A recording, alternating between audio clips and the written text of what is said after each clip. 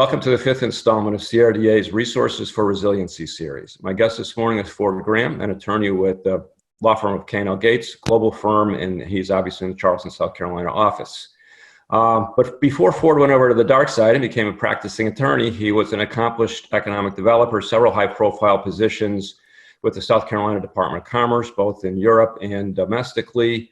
So Ford, you've seen 2008, you've seen the Euro crisis, you've seen the the diminishment of FDI because of the tariffs and trade wars last fall. Have you ever seen anything like this?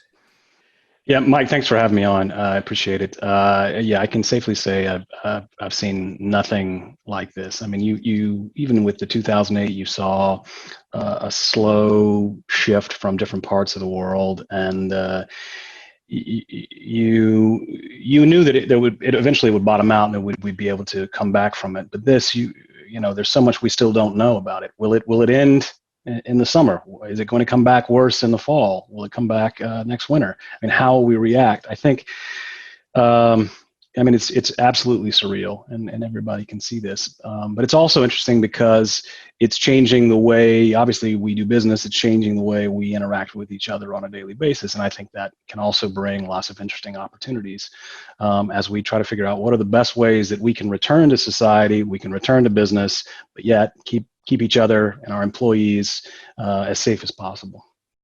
So that's a segue. You talked about some new ways of doing things, some potentially better ways of doing things. You've agreed to chair CRDA's supply chain rapid response team. We have two. We've already talked about life sciences on a previous edition of this series.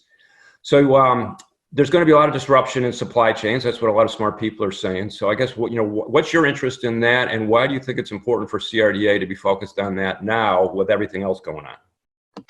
Yeah, well, I mean, obviously, companies are in the throngs of this, and everyone's trying to figure out how do we better prepare ourselves for the next issue like this that may come up. I mean, as you know, globalization is here to stay, and so regardless of what we want to say about more tariffs and how that's potentially bringing back some jobs to the U.S. I mean, there will be a global chain out there. It just may not be as China focused as it has been in the past. And so I think companies are trying to figure out ways that they can not only diversify globally, but also ensure that they have multiple locations that can supply the same component. And if not, they can have quickly adjust to something else. And I think you'll see companies really taking deep dives into their supply chain and logistics, and doing that more frequently to think about what happens if something happens in this part of the world. How does that affect us? What if we can't get this one part? Does it stop production for us on many other fronts? And so I think you'll definitely see a focus on that, and probably some more hirings in that type of area in terms of logistics, procurement specialists, just like we've seen really in the last 6 to 12 months in terms of trade specialists and export specialists, people understanding how to do their best to reduce tariffs and reduce trades. And so I think it's a good idea for Charleston to be talking about this now, the region to be able to prepare, to be able to assist companies that are already here that may have issues or need support from local government or experts in economic development, but also so we can ensure that we're positioning ourselves to be able to take advantage of these changes, these supply chains that may exist, where someone does want to onshore, someone does want to shift or add a second production facility next door to them, not only in China or in another part of the world. Again, more of a diversification of where those components are coming from. In the previous comment, you talked about Charleston being positioned to take advantage of some of these changes. So tell us what you think from your work with the supply chain rapid response team. And admittedly, that work's not done, another 45 days or so.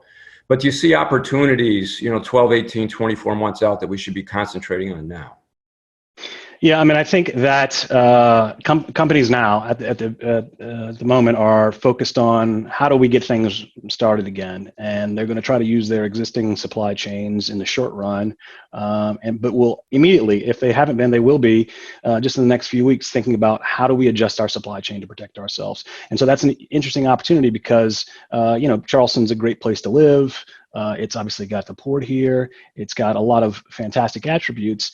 And that would fold in nicely to our existing manufacturing base, our existing company base. But again, I think it will also open up other opportunities to really build on that. One of the things that the committee has been talking about, which it's fairly straightforward, is can we reach out to our larger manufacturing and our smaller manufacturing and say, hey, we know you're going to be thinking about adjusting your supply chain. We know you're going to be thinking about sourcing things from other parts of the world. Can we be part of that process? Can we help you bring, as a neighbor, a company you've been working with in Germany, or a company you've been working with in China, or a company you've been working with in another part of the world?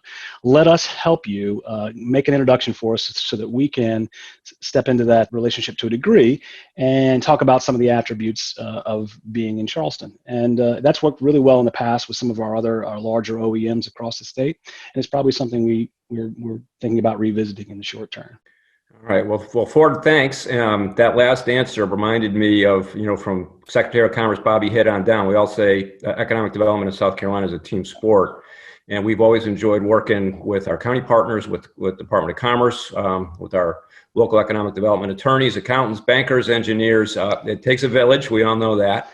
And so you've encapsulated why CRDA is looking at this and why both our investors and our staff think this is important. Our board thinks this is important. And this too shall pass. I wish we knew when. We don't know when. But when it does, we're going to be ready, and we'll be back on the road with partners like you. And we appreciate your thoughtful and candid answers this morning, and for joining us on our Resources for Resiliency series. Thanks, Ford.